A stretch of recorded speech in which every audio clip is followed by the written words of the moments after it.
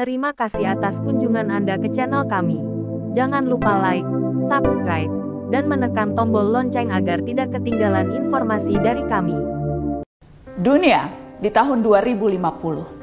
Bayangkan, udara saja tidak berpihak kepada kita. Suhu memanas ekstrim. Sebagian orang terpaksa mendekam setiap hari di ruang ber-AC dengan handuk basah menyeka wajah. Mata terus berair. Dan kita hanya dapat tertidur di setiap subuh karena cuma itu waktu yang cukup sejuk. Di luar tembok rumah kita, peningkatan suhu menyebabkan kekeringan parah di banyak belahan dunia. Hanya orang kaya yang bisa membayar air. Keran-keran di tempat publik dikunci. Hutan-hutan terbakar. 2 miliar orang berhadapan langsung dengan suhu yang bisa meroket sampai 60 derajat Celcius. Titik panas di mana tubuh manusia tak dapat bertahan lebih dari 6 jam. 2050, permukaan laut naik drastis menyebabkan badai ekstrim. Kota-kota pesisir tersapu pasang dan banjir menewaskan ribuan dan menggusur jutaan orang. Beberapa kota terpadat di dunia tenggelam termasuk Alexandria, Kairo, Mumbai, Shanghai, Bangkok, dan tentu saja Jakarta. Orang-orang harus mengungsi ke tempat yang lebih tinggi. Setiap hari kita akan melihat foto rombongan keluarga mengarungi banjir. Yang agak beruntung bisa tetap tinggal di rumah dengan air hingga mata kaki. Seperti Jakarta di tiap musim banjir, tapi ini di seluruh dunia. 2050. Pandemi bukan hanya varian COVID.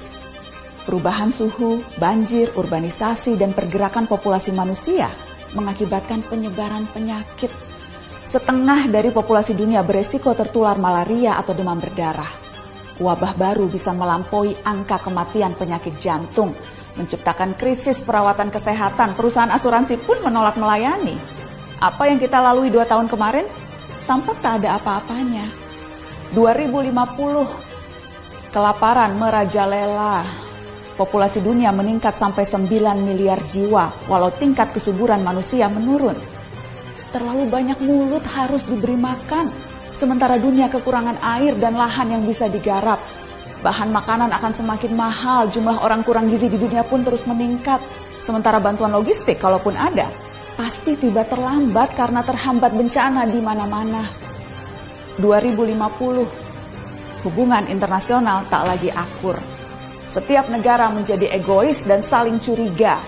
Perdagangan global macet karena negara-negara berhenti mengekspor dan memilih mempertahankan sumber daya mereka sendiri. Padahal jutaan orang butuh bermigrasi. Tapi banyak negara lockdown dan menjaga perbatasan dengan tentara. Sedikit kesalahpahaman akan menciptakan perang.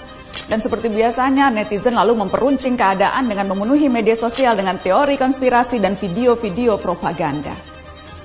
Teman-teman, meski terdengar seperti naskah disaster movie, itu tadi tidak mengada-ngada, menghayal atau menakut-nakuti. Semua gambaran itu berbasis pada penelitian dan data-data saintifik. Hitungan skenario 2030, 2050, 2100 per tahun semuanya ada.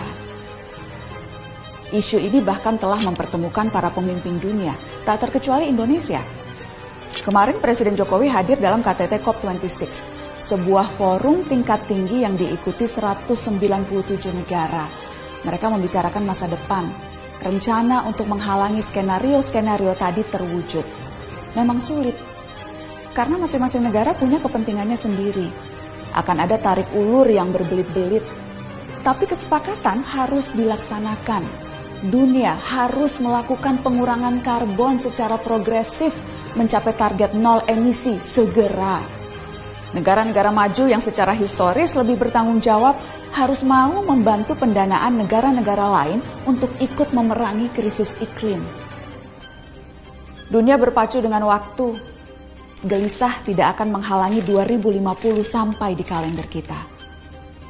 Kita harus serius mempelajari isu ini, termasuk mengawal kebijakan dan langkah-langkah pemerintah.